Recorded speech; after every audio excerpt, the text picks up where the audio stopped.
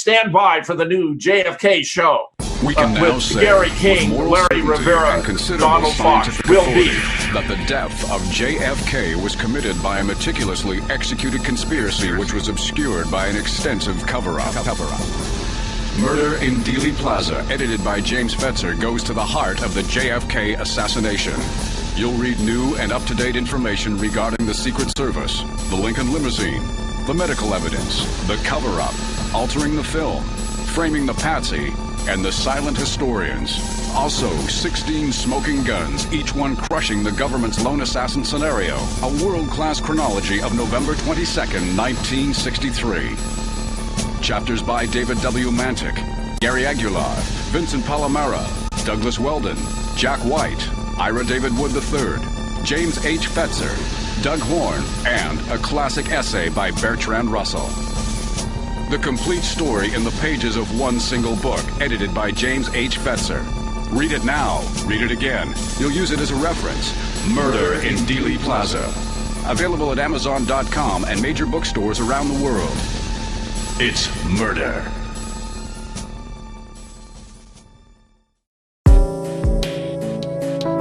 Less than 3% of you people read books, because less than 15% of you read newspapers. Right now, there is an entire generation that never knew anything that didn't come out of this tube. This tube can make or break presidents, popes, prime ministers. Television is not the truth. Television is a circus, a carnival, a traveling troupe of acrobats, storytellers, dancers, singers, jugglers, sideshow freaks, lion tamers, and football players. We deal in illusions, man. None of it is true. But you people sit there day after day, night after night, all ages, colors, creeds.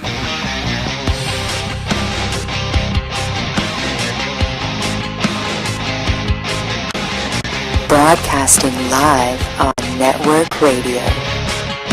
So turn off the television sets, turn them off now, turn them off and leave them off.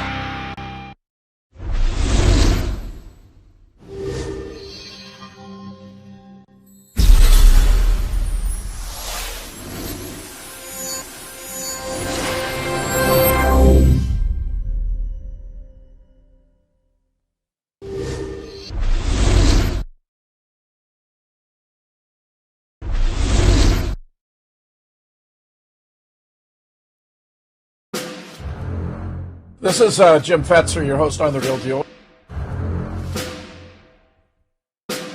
In Dallas, Texas, 3 shots were fired at President Kennedy's motorcade. It looks like one of those scenes of an old building being purposely dynamited and blown. When we are successful, I'm just a patsy. and we will be. We're ready to come to the microphone, so we'll listen up. A new world order. So my name's Robbie Parker. It might have appeared that way, but from my close-up inspection, there's no evidence of a plane having crashed anywhere near the Pentagon. Let us never tolerate outrageous conspiracy theories concerning the attacks of September the 11th. President Kennedy died at 1 p.m. Live from the Media Broadcasting Center. He's muted. He's muted. Yeah, he's muted.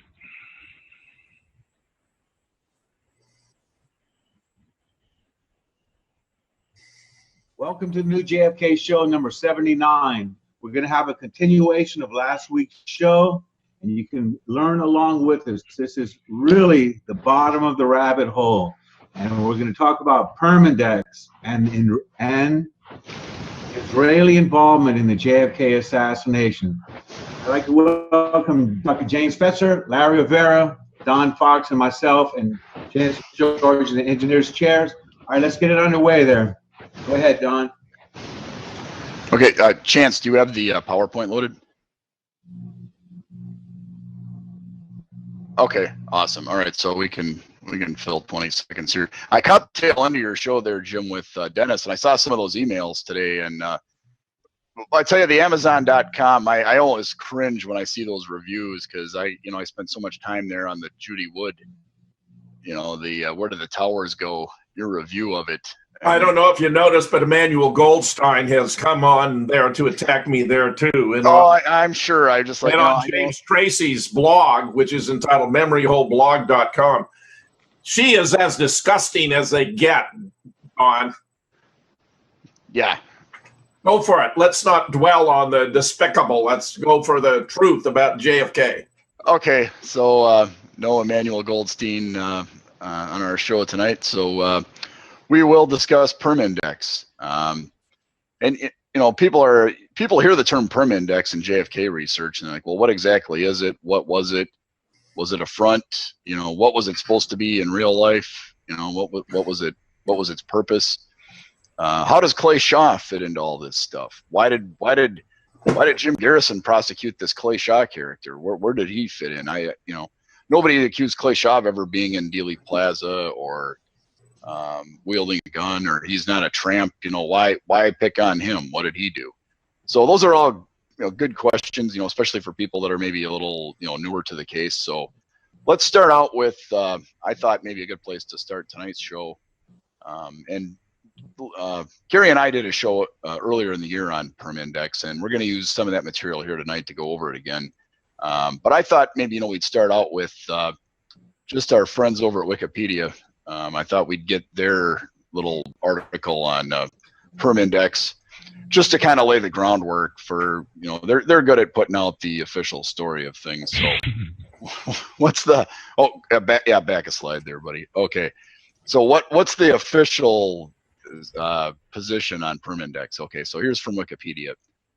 PERMINDEX, also referred to as Permanent Industrial Exposition, was a trade organization headquartered in Basel, Switzerland. PERMINDEX was described as a holding company built with Canadian, Italian, Swiss, and U.S. capital. As of 1960, it had 20 stockholders. In 1959, former Prime Minister of Hungary, Ferenc Nagy, said to be the president of PERMINDEX, outlined the group's plans to build, quote, Europe's first international shopping center for businessmen, unquote, within the previously unfinished Exposizione Universale Roma. And my Italian's a little rusty tonight here. PERMINDEX occupied 400,000 square feet within 4 palaces under a 9-year lease with another 9-year option. The project was modeled after and designed to compete with the International Trade Mart in New Orleans, which Clay Shaw was a part of that as well, I believe. And the center opened on January 16th, 1960. Yeah, businessman Clay Shaw, head of the International Trade Mart in New Orleans, represented the United States on the board of directors for PERMINDEX. On March 1st, 1967, Shaw was arrested and charged with conspiring to assassinate President John F. Kennedy by New Orleans District Attorney Jim Garrison. 3 days later, on March 4th, the Italian left-wing newspaper Posse Sera published a story alleging that Shaw was linked to the CIA through his involvement in the Centro Mondiale Commerciale, a subsidiary of PERMINDEX, which Shaw was also said to be a board member. According to Posse Sera, the CMC had been a front organization developed by the CIA for transferring funds to Italy for, quote, illegal political espionage activities, unquote, and had attempted to depose French President Charles de Gaulle in the early 1960s. On March 6th, the newspaper printed other allegations about individuals it said were connected to PERMINDEX, including Louis Bloomfield, whom it described as, quote, an American agent who now plays the role of businessman from Canada who established secret ties in Rome with the deputies of the Christian Democrats and neo-fascist parties, unquote. The allegations were retold in various newspapers associated with the communist parties in Italy, France, and Soviet Union, which was Pravda, as well as leftist papers in Canada and Greece prior to reaching the American press 8 weeks later. American journalist Max Holland stated that Posse Sera's allegations connecting Shaw to the CIA eventually led Garrison to implicating the CIA in a conspiracy to assassinate Kennedy. Max Holland, by the way, is well known as a stooge for the government. Yeah, well, yeah, this is a Wikipedia article, so that's what we're going to get. And according to Holland, an internal investigation by the CIA's counterintelligence staff found that Shaw had volunteered information to the agency's domestic contact service from 48 to 56, but that the substance of the allegations were not true. It concluded that neither PERMINDEX or Central Mondial Commercial were a front to channel funds to anti-communists, and that the agency had not solicited Shaw to use his relationship with CMC for clandestine purposes. And yeah, as you say, Holland is probably just a government shill. So that's kind of the thumbnail. It's the stated purpose, the public purpose of the organization. That's the official apology about PERMINDEX, exonerating it from any involvement in the assassination of our 35th president. Correct. Yeah, you can go to the next slide there, Chance. And yeah, the cover story for PERMINDEX was that it was just a trade exposition. That's what they used to call it. Like they would have them go from city to city. But this one was supposed to be permanent, so that's why it was a PERMINDEX, you know, not just a temporary 2 or 3 week thing. It was supposed to be a permanent industrial exposition, kind of like a big trade show. You know, various business people could hawk their wares, and that's what it was meant to be. But of course, underneath the surface, we've got drug running, you know, gun running, guns, drugs, money, hitmen, you know, the whole shot. So, okay, so then my two big sources for this stuff were Salvador Astucia's Opium Lords, Israel, the Golden Triangle, and the Kennedy assassination, and then Michael Collins Piper's Final Judgment. And then I found a couple of articles on the internet from Piper that I used here as well. So let's start out with Astucia's take on Clay Shaw.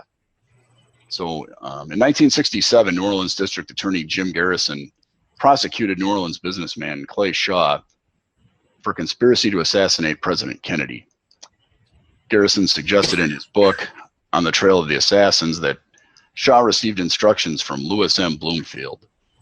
In addition, Garrison discovered that Shaw and Bloomfield were board members of two trade organizations, PERMINDEX and Central Mondial Commercial, both expelled from Italy in 1962 for subversive intelligence activity. So if everything was on the up and up, why were they getting booted out of Italy in 62?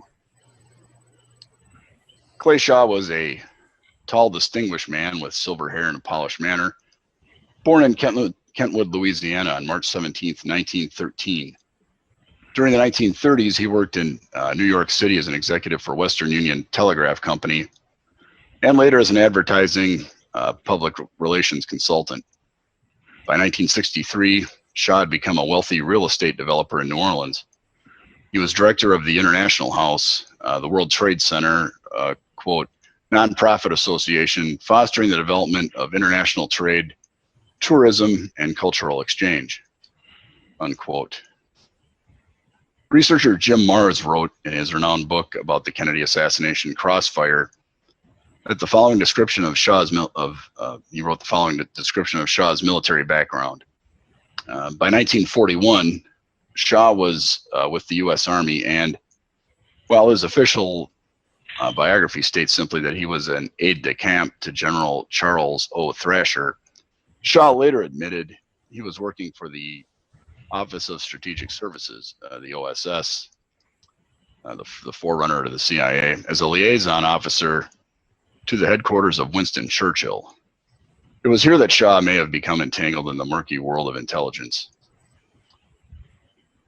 Although there is precious little reliable information on exactly what Shaw's wartime experiences included, he did retire from the U.S. Army in 1946 as a major. Later, he was made a colonel with the Bronze Star, the Legion of Merit, France's Croix de Guerre, Belgium's Order of the Crown, and it is significant that Shaw received France's Croix de Guerre while serving as a colonel in the U.S. Army in the 1940s. There is strong circumstantial evidence that Shaw may have also served as a colonel in the French espionage espionage organization, Service de Documentation Extérieure et de Contre-Espionnage, or the SDECE, under the aliases of Colonel Rene Bertrand and Colonel Beaumont. So even though my French is not that hot, the big takeaway out of this was that that's where Shaw started using these aliases. Hey, Don, I just wanted to ask, do you have a photograph of this Bloomfield guy? You know, he seems to have been quite a major player in this whole scheme here, you know. Yeah, I do have a photo of him coming up here in a few slides. Yeah, so we'll get to him. I figured we'd hit the big players first, the Clay Shaw, the Jim Garrison. Well, you mentioned him at the beginning, and I was wondering if you had a picture of him, a photograph. Yeah, let's not forget about Clay Shaw. He was actually the arresting officer of the rocket scientist Van Braun. In fact, he was responsible for bringing over a large percentage of the rocket scientists from Germany. Right, Operation Paperclip. That's right. He was highly decorated by the French, the British, the American Army. So Mr. Shaw was no slouch. However, he was just like everyone else. It was all about running guns and running drugs for the mighty Israel. That's correct. Okay, Chance, you can go ahead and go to the next slide here. And okay, so here we have our esteemed Mr. Garrison, and it says here, Jim Garrison proved that Clay Shaw often used aliases Clay Bertrand or Clem Bertrand. Danish journalist Henrik Kruger wrote in his 1976 book, The Great Heroin Coup, that a Colonel Rene Bertrand, alias Colonel Beaumont, worked for SDECE in the 1940s. According to Kruger, Colonel Bertrand used his influence in 1949 to get French gangster Joe Attia's prison sentence reduced from life to only 4 years. Attia had been convicted in France for illegal possession of weapons and involvement in the death / murder of another gangster, Pierrot Lefaux. I'm sure I butchered that pronunciation as well.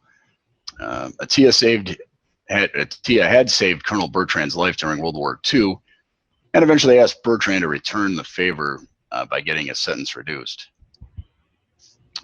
Given that Clay Shaw was a colonel in the U.S. Army in the late 1940s, that he admitted to working for the OSS, and given that he was awarded France's Croix de Guerre, and given that Shaw resided in New Orleans, which has a strong French heritage, and given Shaw's known propensity to use aliases, it is possible that French SDECE officer Colonel Rene Bertrand, alias Beaumont, was actually Colonel Clay Shaw.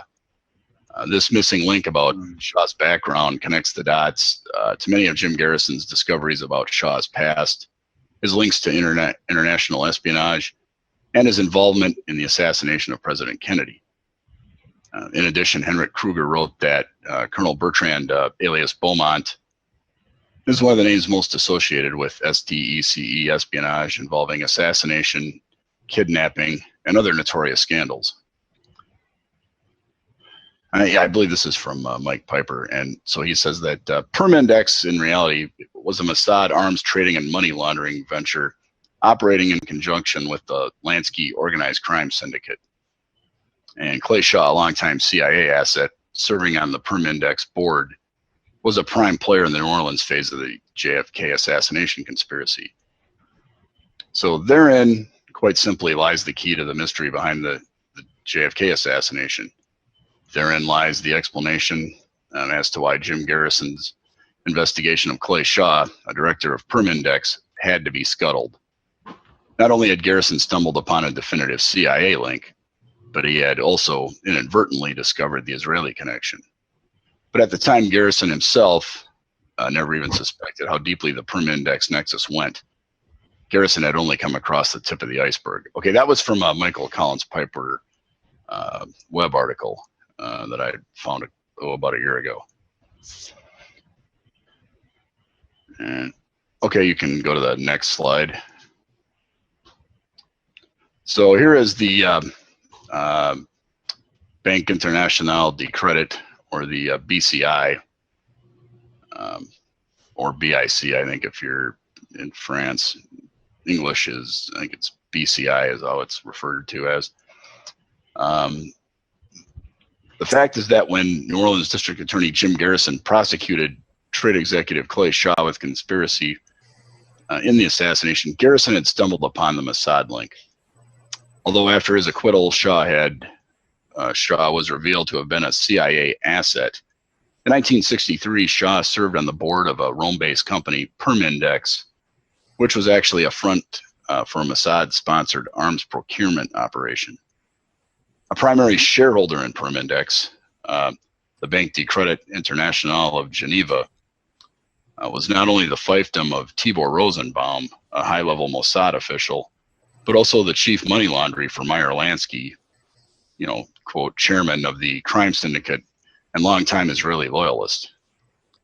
Chief executive of PERMINDEX was Louis Bloomfield of Montreal, a top figure in the Israeli lobby and an operative of the Bronfman family. Intimate Lansky associate and leading patron of Israel.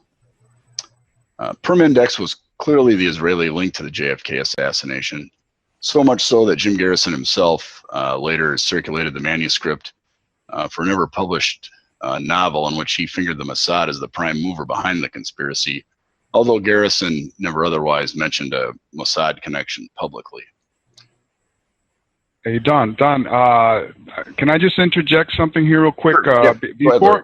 Before the JFK assassination, PERMINDEX had a hand in the de Gaulle assassination attempt.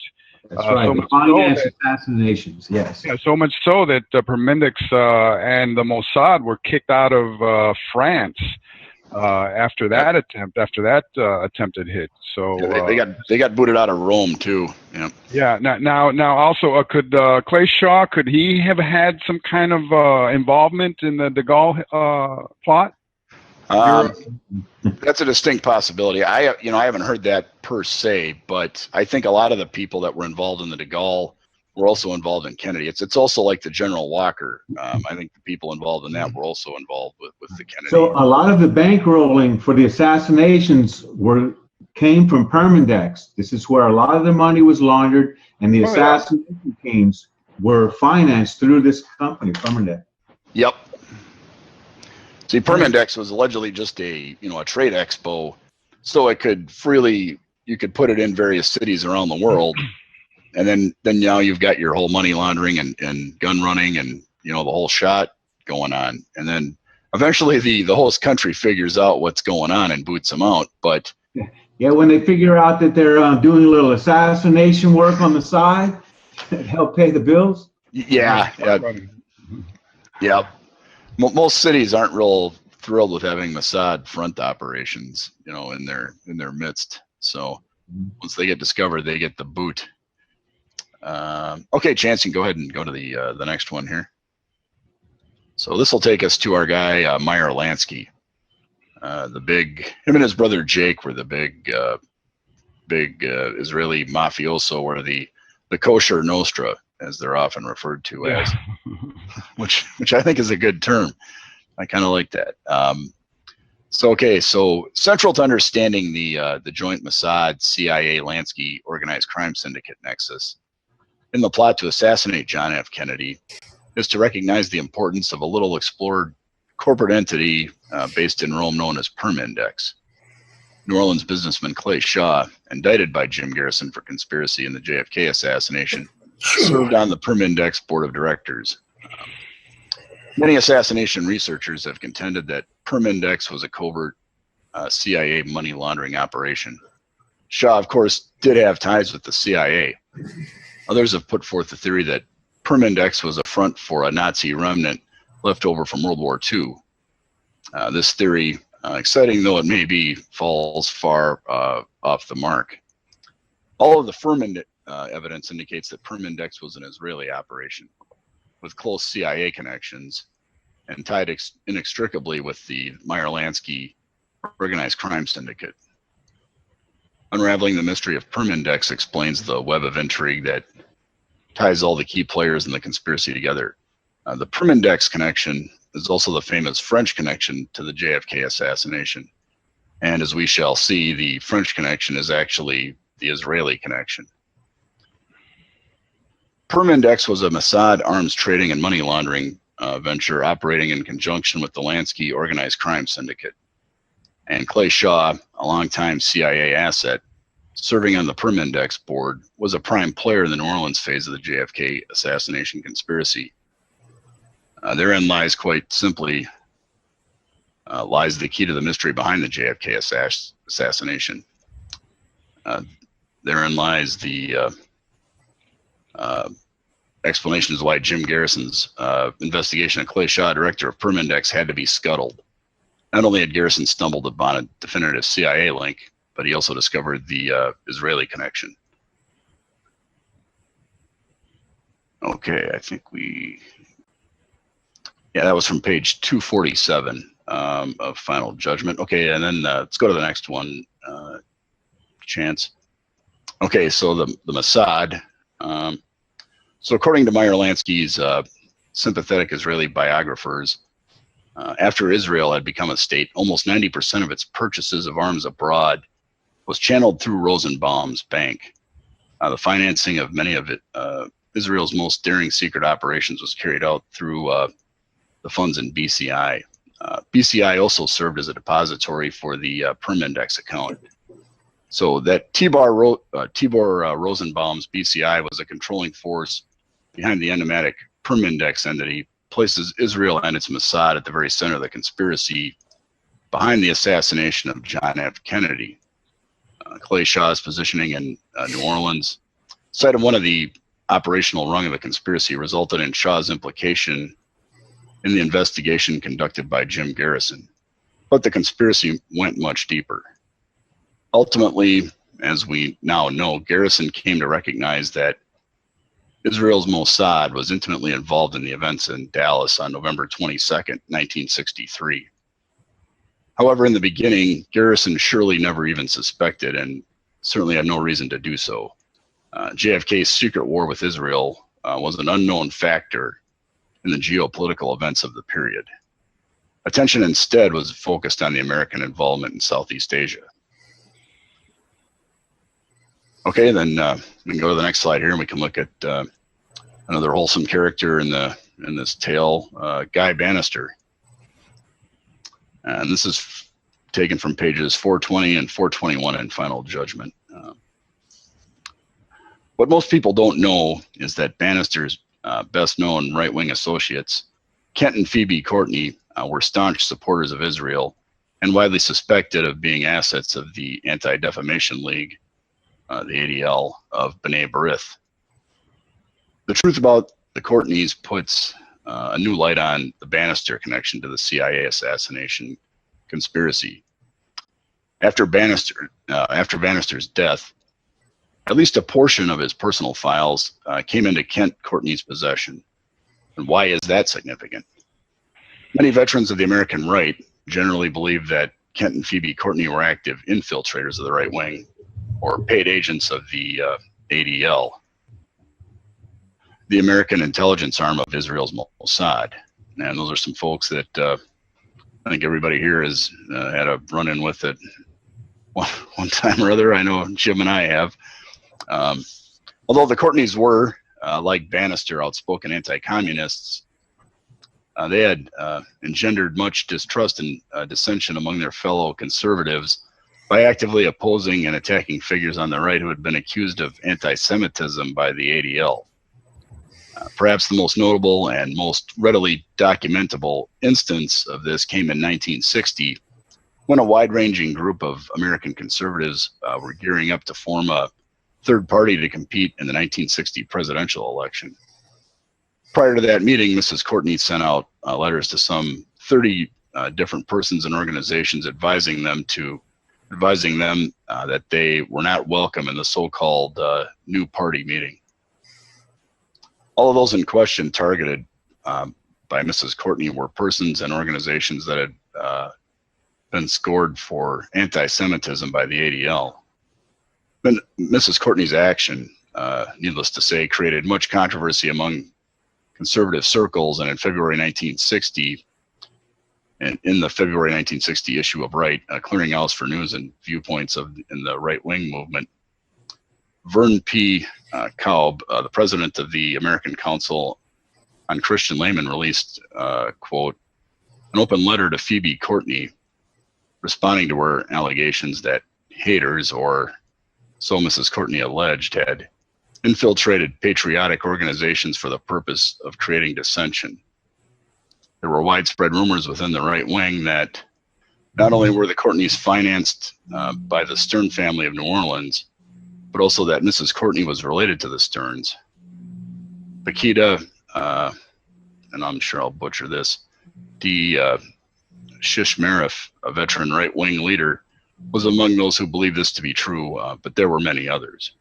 As far as the Stern family, they were the ones that owned WDSU TV Channel 6, and they were responsible for giving Jim Garrison his response after allowing the nationwide hit piece by Sheridan and Company.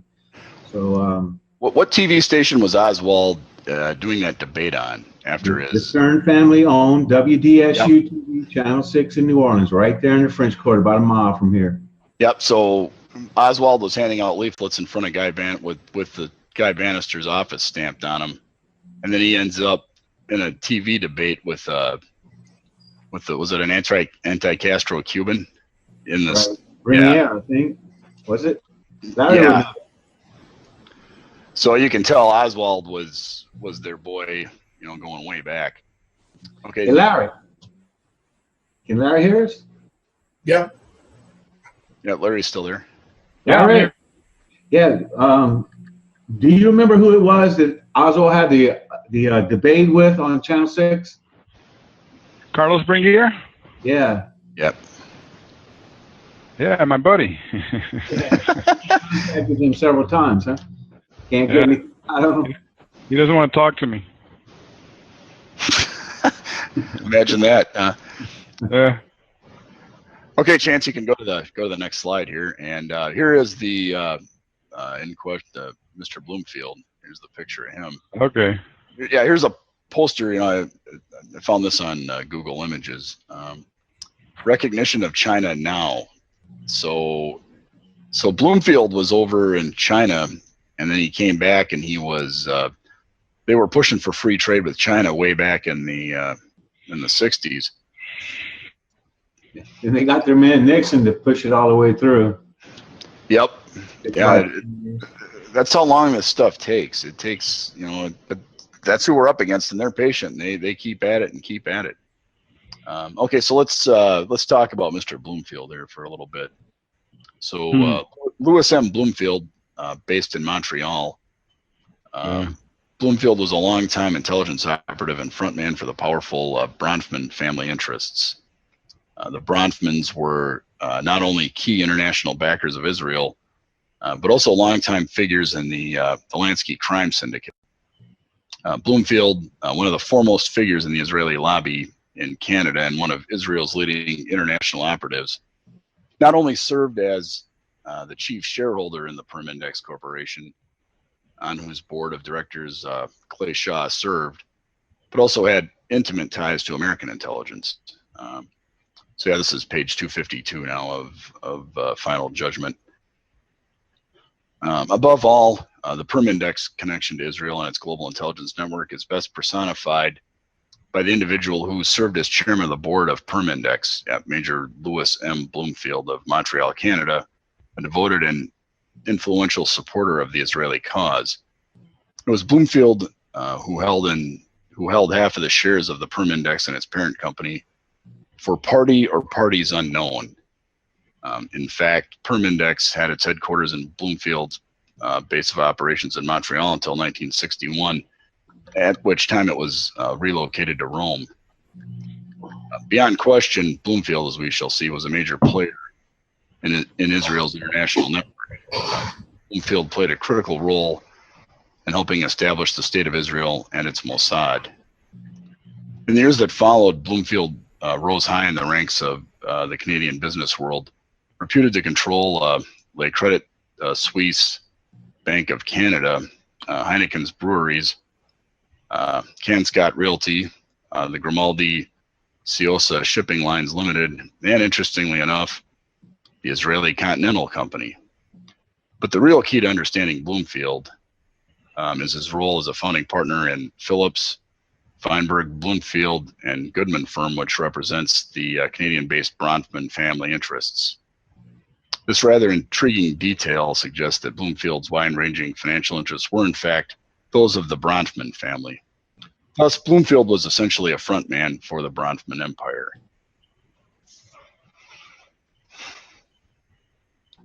And you can go to the next slide, and we'll discuss Rabbi Tibor Rosenbaum, one of the godfathers of the State of Israel and the first director for finance and supply for Israel's intelligence agency, the Mossad.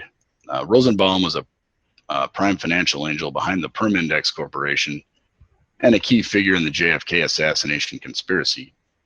His Swiss bank, the Banque de Credit International, also served as chief European money laundry for Meyer Lansky, chief of the Global Crime Syndicate.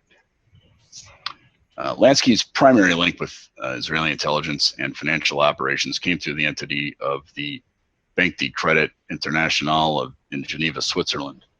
This bank emerged as Lansky's primary European money laundering operation. This bank was the brainchild of one Tibor Rosenbaum, an Orthodox rabbi. Rosenbaum served for a period as international vice president of the World Jewish Congress, of which Lansky connected Bronfman family member Edgar Bronfman has served as president. Rosenbaum was also a co-founder of the World Zionist Congress and a director of the Jewish Agency in Geneva, Switzerland. However, and most importantly, Rosenbaum had served as Director General for Finance and Supply for Israel's secret intelligence agency, the Mossad. Rosenbaum was very clearly a key figure in Israel's international intrigue and a critical player in the world of organized crime syndicate boss Meyer Lansky. Rosenbaum, among other things, also served on the board of the Swiss-Israel Trade Bank, established by Pinchas Sapir, Israel's finance minister and a Mossad officer. It was during the time he served on the Swiss-Israel Trade Bank that Rosenbaum created the Banque de Credit International, or BCI. Investigative reporter Jim Hogan focused on the Lansky-Rosenbaum connection and its central link to Israel's intelligence operations, particularly those of the Mossad. During the Second World War, Rosenbaum had become a hero of the resistance through his underground activities on behalf of the Jews. After the war, he became a delegate to the World Zionist Congress in Basel, where plans were made for the creation of Israel, and worked in various European capitals for the Palestine Liberation Office, forerunner of the Jewish Agency. This wasn't for Palestinians, it was for Jews to liberate Palestine.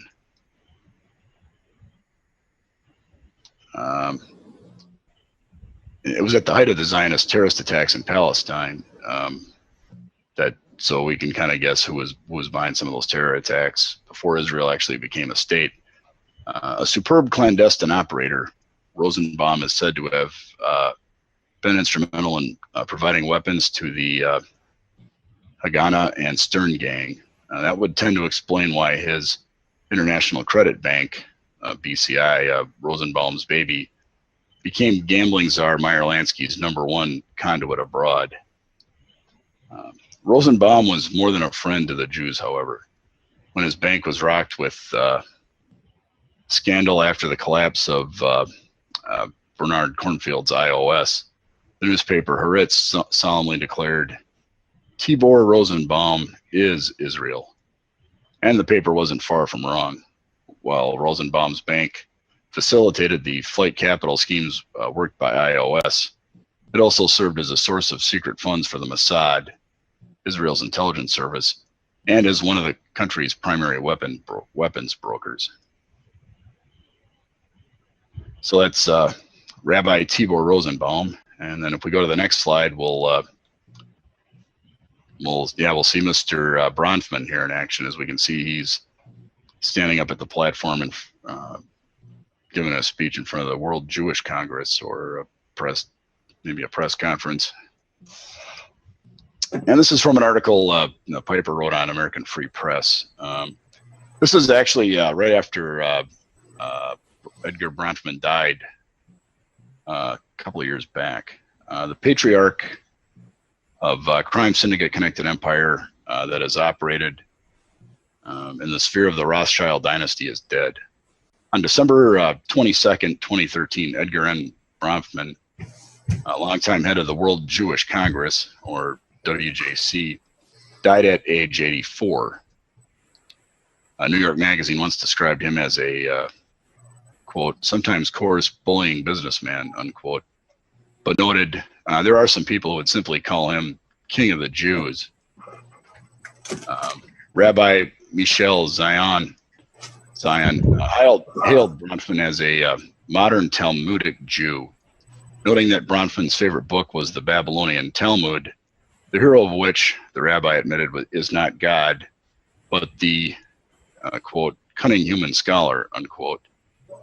Praising Bronfman's work, funding scholarships for Jewish youth, the rabbi said Bronfman was, quote, the person who invited us to live Talmudically in the modern world, unquote. This recalls Meyer Rothschild, the founder of the dynasty, with whom Bronfman's family had a long association. An admiring biographer once said that Rothschild was a zealous believer in the Talmud and chose it alone as the guiding principle of all of his actions. It is thus fitting that Bronfman biographer Peter C. Newman said the Bronfmans were the Rothschilds of the New World, estimating in 1978 that Bronfman assets totaled some $7 billion. In fact, Edgar Bronfman had a level of clout few could claim, precisely because of his frontline positioning in the Zionist movement and his family's pivotal historic role in the crime syndicate. Edgar was the son of Sam Bronfman, who immigrated to Canada from Russia and made his fortune in liquor, gambling, prostitution, and drugs. Going legitimate when he assumed control of the Montreal-based Seagram distillery, Sam forged links with the New York crime syndicate headed by another Russian Jew, Meyer Lansky, and during Prohibition supplied and thus controlled the spigot of liquor funneled into the United States and distributed by the Lansky mob. In many border towns in the northern U.S., there are family fortunes accumulated by locals who were part of the Bronfman network. And in the big cities, a connection with the syndicate was a must. In Detroit, the, quote, little Jewish Navy, unquote, of Morris Dalitz, later Lansky's top man in Las Vegas, ferried Bronfman booze into the U.S. Even Chicago's celebrated Italian-American gangster Al Capone owed his rise to his own Bronfman connection.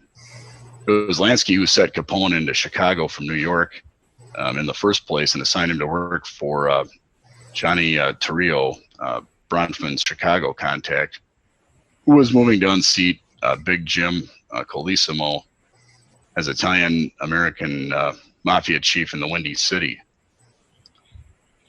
Colissimo had alienated Lansky and Bronfman, whom he called dirty Jews, by asserting there was no future in bootlegging, showing little interest in patronizing Bronfman liquor and preferring to focus on drugs, prostitution, and even loan sharking. So then a Jewish hitman from New York retired Big Jim, and soon enough, Bronfman liquor flowed into Chicago. The media lionized Capone, but the Chicago mob henceforward was dominated by behind-the-scenes Jewish bosses. So that's our guy, Edgar Bronfman. Okay, and then if we go to the next slide here, here's a guy we're all familiar with, Jack Ruby. So this is from page 234 of Final Judgment. Ruby and the Bronfman family.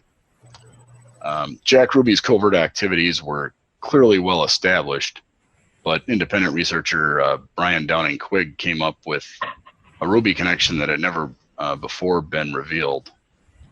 Exploring the corrupt world of Arizona mob bagman and political boss Kemper Marley, linked to the infamous 1976 murder of investigative reporter Don Bowles, Quigg learned from Marley's longtime publicist, Al Lizenetz, that not only had Lansky linked Bronfman bootlegging, not only had the Lansky linked Bronfman bootlegging family been Marley's sponsors, but also that Jack Ruby himself was on the Bronfman family's payroll. So when we consider the Bronfman family's intimate ties to the PERMINDEX entity that clearly played a central role in the JFK conspiracy, the Ruby connection to the Bronfman family is interesting indeed, and does indeed point further to an Israeli connection. Okay, then next slide here, Chance. We've just got a couple left. And here's another slide from our guy, Smoliko. It is interesting, but not surprising to note that in all the words written and uttered about the Kennedy assassination, Israel's intelligence agency, the Mossad, has never been mentioned. And yet a Mossad motive is obvious. On this question, as on almost all others, American reporters and commentators cannot bring themselves to cast Israel in an unfavorable light, despite the obvious fact that Mossad complicity is as plausible as any of the other theories. And that's a quote from former Rep. Paul Findley in the Washington Report on Middle East Affairs from March 1992. So he was talking about Mossad back in the early 90s, and very few were talking about it then. And then you can go to the next one, Chance. Okay, yeah, I came across this last night. I thought this was was rather interesting. Operation Haman is said to be the code name for the Mossad planned conspiracy to kill American President Kennedy, named after Haman, the ancient Amalekite conspirator who desired the destruction of the Jewish people. That code name would be as reasonable as any, considering that Ben Gurion's hatred for Kennedy, a modern day Haman in Ben Gurion's eyes. May I say that is one of Robert Groden's fake color photographs. That's not an authentic JFK photograph. Groden promotes it as though it were. It is not. That's a fake. Now the left, it's interesting to be looking at the right ear there, because there's reason to think that right ear was severely damaged when the frangible or exploding bullet went off, and that it was that Liggett, the surgeon who was so skilled with a scalpel, reconstructed it. That ear there doesn't look like a normal ear, does it? I dare say, Larry, if you were to do a comparison of a JFK right ear with this, it would be very interesting. Yeah. This is a fake color photograph with which Robert Groden is associated. Yeah. We did a big deconstruction of this photograph a few shows back with Robert Morningstar, and the men who killed Kennedy. And I don't forget the guy's name. He did he did image processing on all the images, and I think he said that ear that we see there is actually mortician's wax. I think. See, that would be consistent with Liggett recreate. You're talking about Tom Wilson, are you? Yes, yeah, that's it. Yeah, that's it. I think that was the one with Morningstar you're talking about is one I missed. I think it may have been. Yeah, that's good. That's good. Wasn't that the second show with Morningstar? Yeah, that might have been. Yeah. Okay, and then I got one more slide, Chance. It's very troubling how many fake aspects of JFK Robert Groden is associated with. Yeah, he still maintains the Bruder film is authentic, which is at this point in time simply absurd. He, of course, was a consultant to the HSCA, arguing that the shirt that Billy Lovelady had been wearing was a better match to the doorman shirt than Oswald's shirt, which is another manifest absurdity. And, go on from there. I mean, it's very embarrassing. Here you have a color photograph from the assassination that's a fake. Very embarrassing. Robert Groden, very embarrassing. An embarrassment. Well, Jim, I think you said it very, very well. I think this morning in an email where Groden has been responsible for continuing to support two of the most already discredited things about the JFK assassination, which are the motorcade having stopped, and which he says that the Zapruder film is authentic and that the motorcade continued on, and The Man in the Doorway, which are two of the main issues right now that have already been clarified and that he continues to support, and which are indefensible as far as we're concerned. And what's the point of Judith organizing a conference where issues like this, the most important developments in the last 10 years, are not even mentioned, much less discussed? I mean, it's outrageous to me. Yeah, I'm not so sure it is. Judy's the one putting it together. What it really appears to me is more of a book fair. I'm not sure if I answered your question last time, but you were saying, was there an organizational principle to the conference? And I thought about it, and the answer is no. It appears if you have a book to sell, and then you can be there. Well, was it? Are these books that Chris Mulligan has published? It appears to be that way. I'm not. Did he publish Joan Mellon? Did Trine Day publish Joan Mellon? I don't think. I'll have to look into that. But I mean, having Joan Mellon in this mix is just outrageous to me. I mean, she's a perverter. She's a fraud. She's a phony. She came to Washington, completely subverted a very important conference. Had it not been for her presence, that might have made a difference here. Yeah. But I do think they're primarily books published by Chris Milligan. So yeah, the last slide here. I will just get this in, and then you guys can have the floor. So the government's handling of the investigation of John Kennedy's murder was a fraud. It was the greatest fraud in the history of our country. It was probably the greatest fraud ever perpetrated in the history of humankind. It doesn't mean that we have to accept the continued existence of the kind of government which allows this to happen. We can do something about it. We're forced to either leave this country or accept the authoritarianism that has developed. The authoritarianism which tells us that in the year 2029, we can see the evidence of what happened to John Kennedy. And that's a quote from Jim Garrison. Long gone.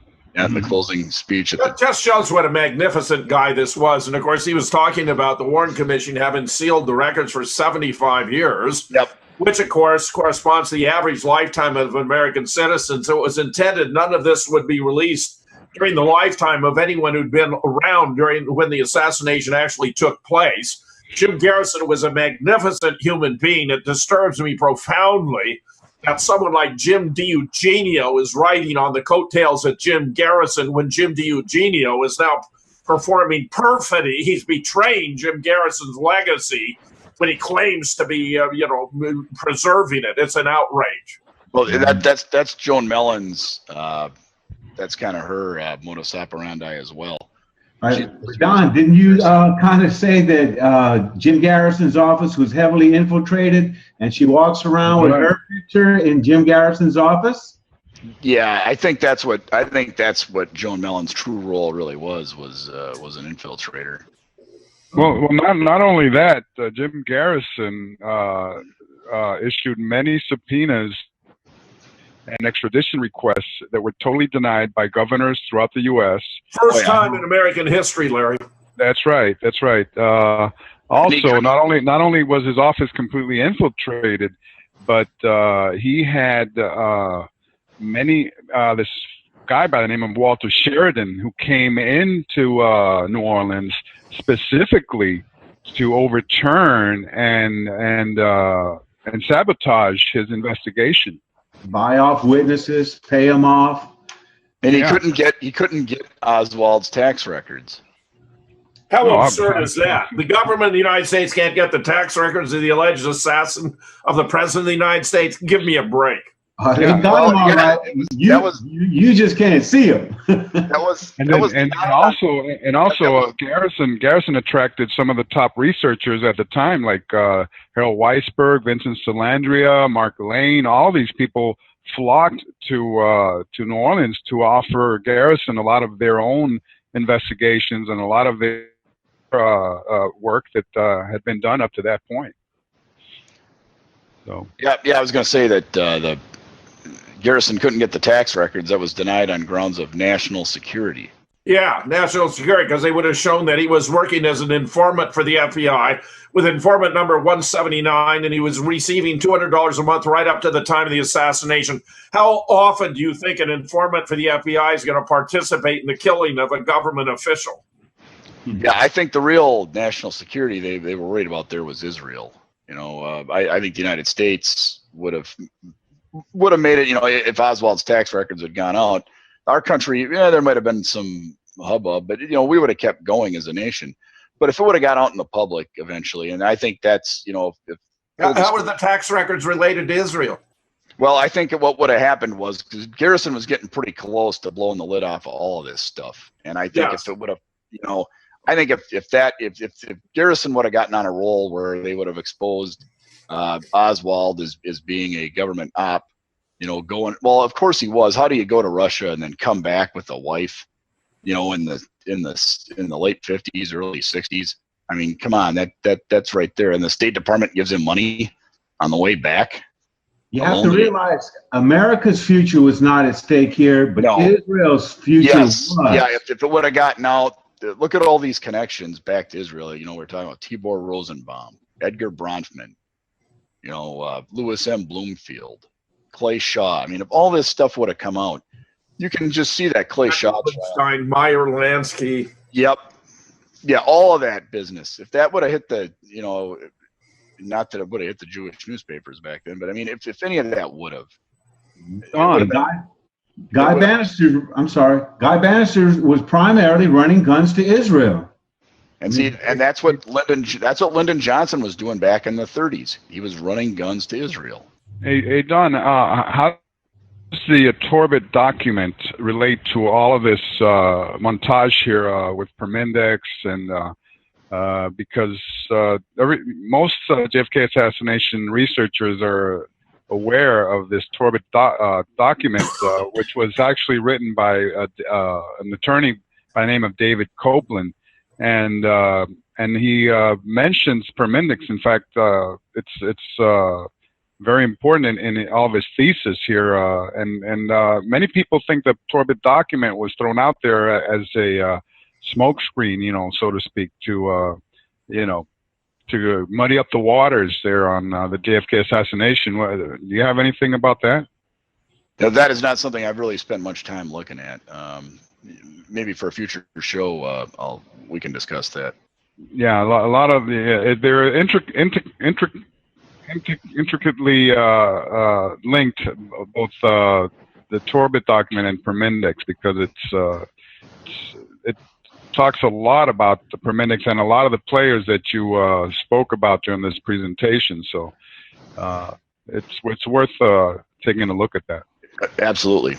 I'm very glad you did this, Don, because Permindex does deserve such an up-close and personal investigation, and you've cracked the ice here, it seems to me. Yeah, I've kind of, what I did was I assembled some pieces, because it is kind of a complex puzzle, so I kind of pieced together the stuff that helped me understand it the most.